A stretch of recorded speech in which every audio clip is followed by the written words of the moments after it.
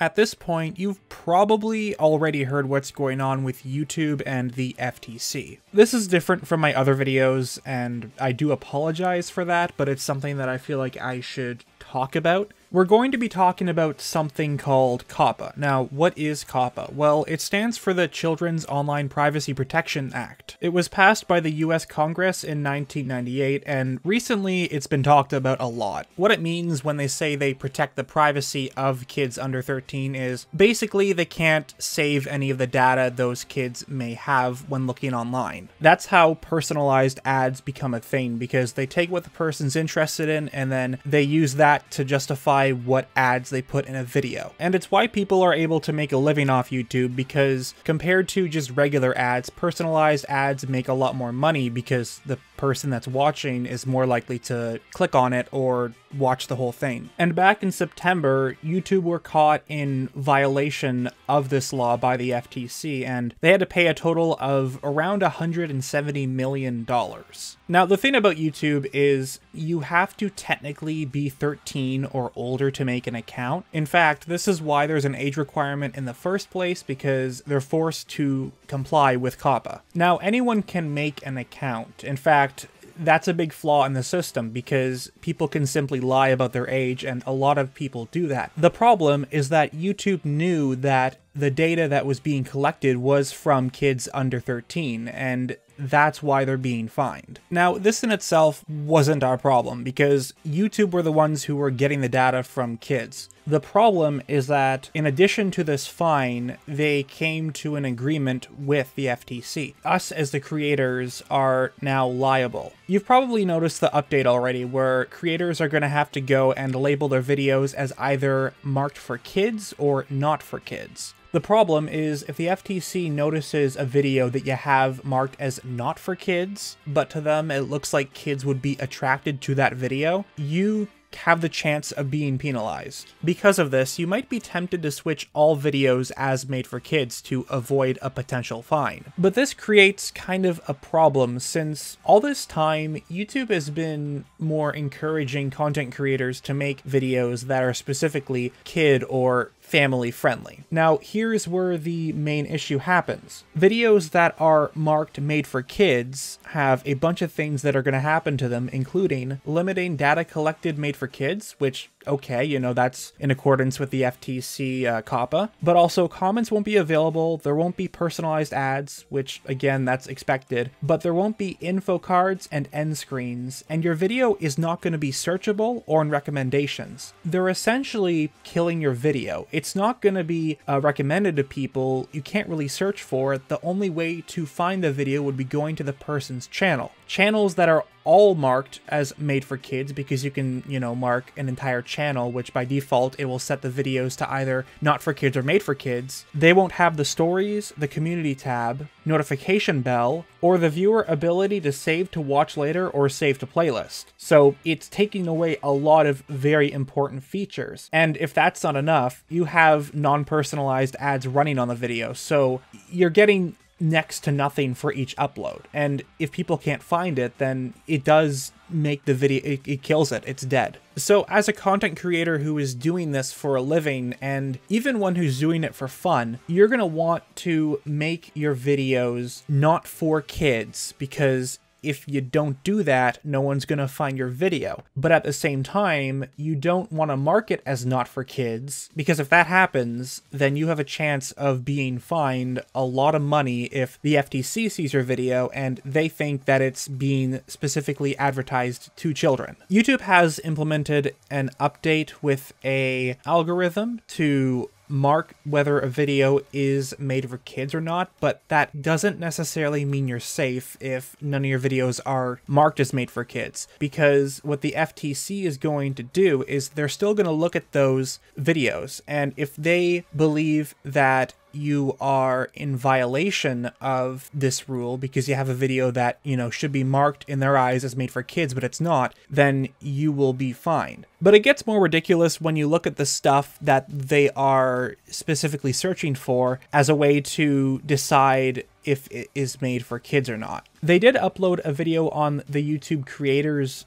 channel about this. Instead, we'll be looking at a document for Coppa, and this is probably the most reliable source for this, and it's pretty ridiculous what is on here. Here's the following stuff that is in the Made for Kids category: kids jokes, music, kids games, video/computer games, children TV shows or stars, cartoon characters, sports, stories, toys, children's books, fantasy, children's arts and crafts, pets, and my personal favorite, products primarily purchased or consumed by kids like snack food or cereal. The biggest issue overall is the generalization. It's like, you know, years ago when people thought that video games were only for kids. It obviously isn't, and that's just one of the examples, because if you notice here, kids games is separated from video/computer games. So they're essentially categorizing all games as just targeted towards kids. Now, I'm gonna say this right now,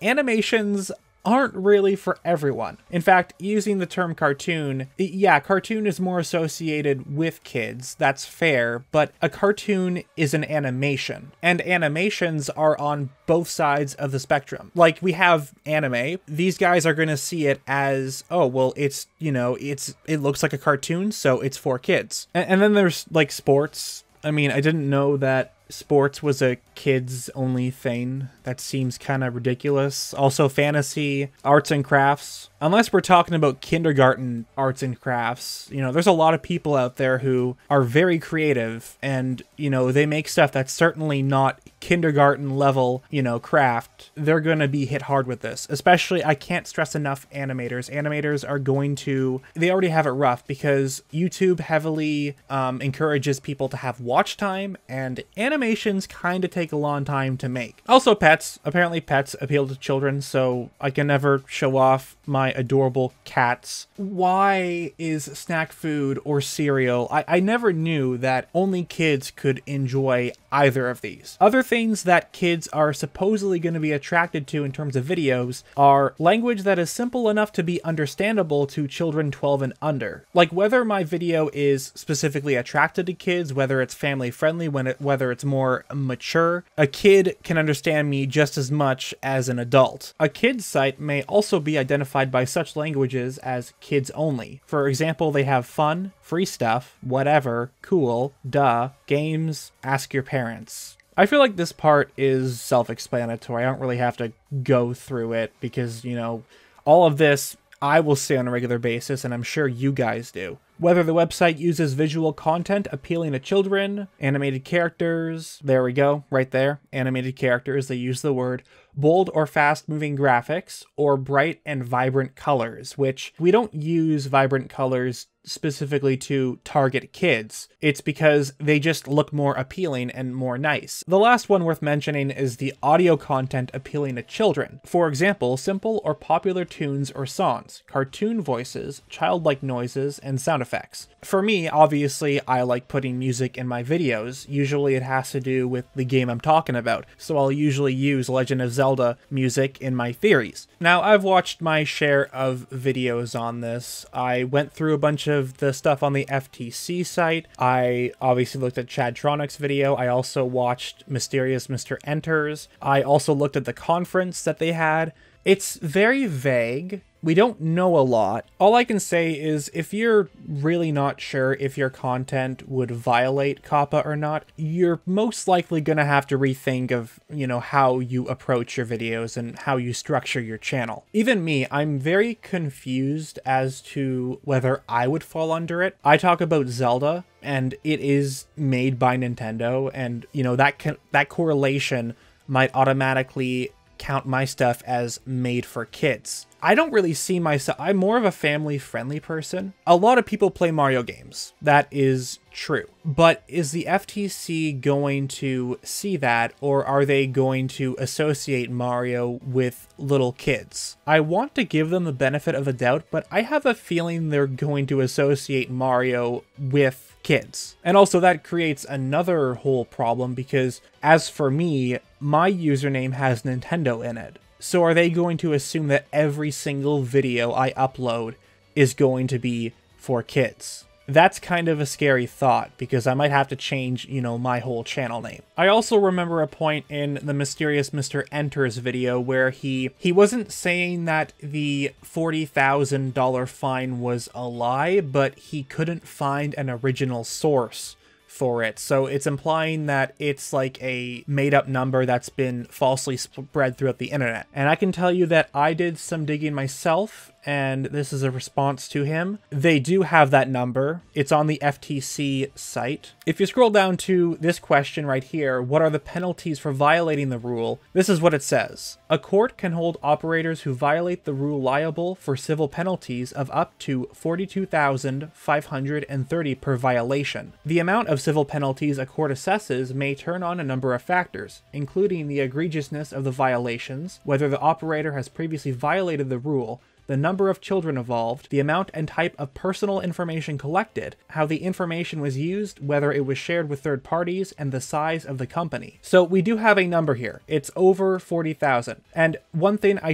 do want to say is YouTube and the FTC came to an agreement for Coppa where the content creators would be held liable. So like this would technically apply to them. But at the same time, this is taken from the site of Coppa in general. So this is more centered towards companies that own whole websites. The rules are probably going to be a bit different in terms of the fine. You have to take into account the fact that it says penalties of up to $42,500. And I just read, they talk about how the amount of the civil penalty relies on a bunch of factors. So for example, the egregiousness of the violation. Well, if you aren't violating too much, then you probably aren't going to be fined $40,000. And then whether the operator has previously violated the rule. So for example, if you get fined a second time as a content creator, that's probably when the, you know, fee will go up for the penalty. Number of children involved, well, I mean, I guess you could associate that with the views on a video. The amount and type of information collected, that's not really us, that's more of YouTube.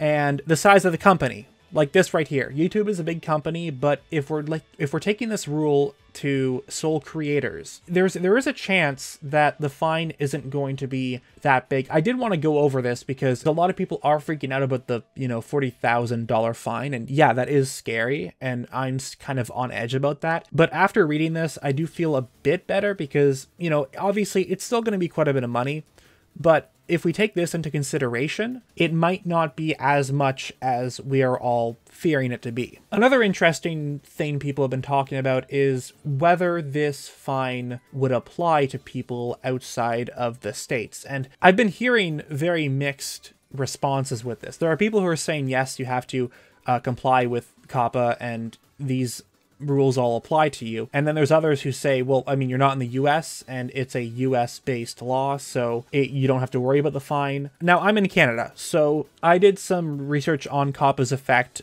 in my country specifically, and I got this. There is no such law in Canada. The Privacy Commissioner has issued guidelines that are similar to Coppa, but they are not enforceable by Canadian law. It's possible that I can't be fined because I'm in Canada. I'm not sure though, because obviously I don't know anything about laws. Let's just say that I don't get fined. I can't get fined because I am in Canada. I still technically would have to comply to the rules that YouTube sets up. So while I might not be fined, YouTube has talked about how channels that repeatedly violate Coppa have a chance of being terminated. So it basically means that while I might not be able to get fined, I have a chance of my channel being deleted, which still would do a lot of damage to me, obviously, because I built it up and I've taken all this time to make videos on it, and I could have all that taken away from me instantly. If I don't get fined, I'm still really worried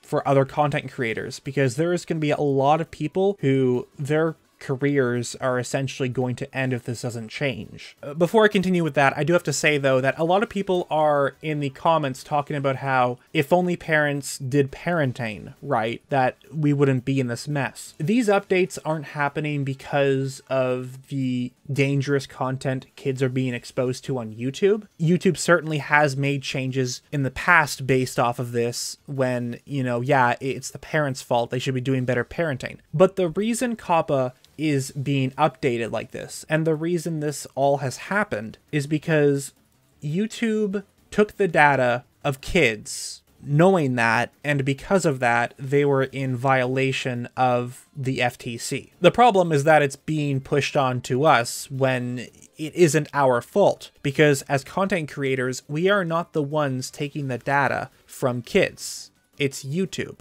And this still leads into a big problem regarding that content that kids shouldn't be watching, because this whole thing is counterproductive, since people are not going to have an incentive to make made-for-kids videos, because it kills the video. There is no point to make it. Instead, YouTube creators, especially ones that do this for a living, are going to change their formula to try and fit a mature/adult theme for their video. And it's going to get to a point where no kids content is being created, and the only thing creators on YouTube will be making is this mature content. And because it's virtually impossible for kids to find this content, since it's not searchable, it doesn't get recommended to you, there's no notifications for these channels, the only thing they will find on YouTube to watch is the mature content. So you want to protect the kids' privacy while indirectly exposing them to all of this mature content that I'm pretty sure they're not supposed to watch. And this is why Coppa makes no sense. There are some people that are looking at their analytics as a way to feel safer about their videos, you know, being not for kids. Because, for example, here's mine.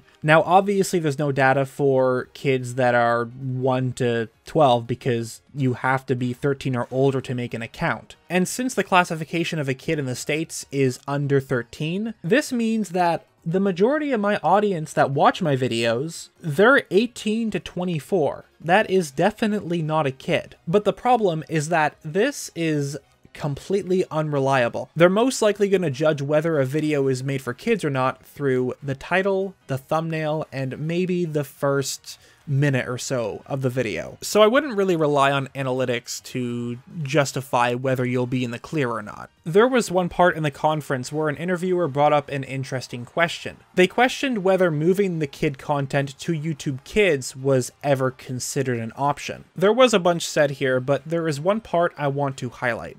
There is a lot of content on YouTube Kids that is what's referred to as family friendly, and it's not necessarily kids content. It's historical content or cooking shows or the I Have a Dream speech or the moon landing, or, you know, there are things that are kid friendly that are sort of kid ready that are not necessarily what we would think of as kid oriented. So he's saying that there are videos on YouTube Kids that are family friendly and not necessarily kids content. And this is the problem right here, because they show that they understand that family-friendly content isn't automatically directed at kids. And this is what we've been saying all this time, because yeah, there's a lot of people out there that are family-friendly, but they aren't specifically trying to attract kids. They're admitting that they know this in the conference, yet they're hypocritical and ignorant since they categorize things such as animations, games, and cereal as kids-only stuff. I'll have a link to the conference below, as well as a ton of other stuff, just in case you guys want to take a look. So overall, I know that this video is repeating a lot of stuff that's been talked about already by other YouTubers.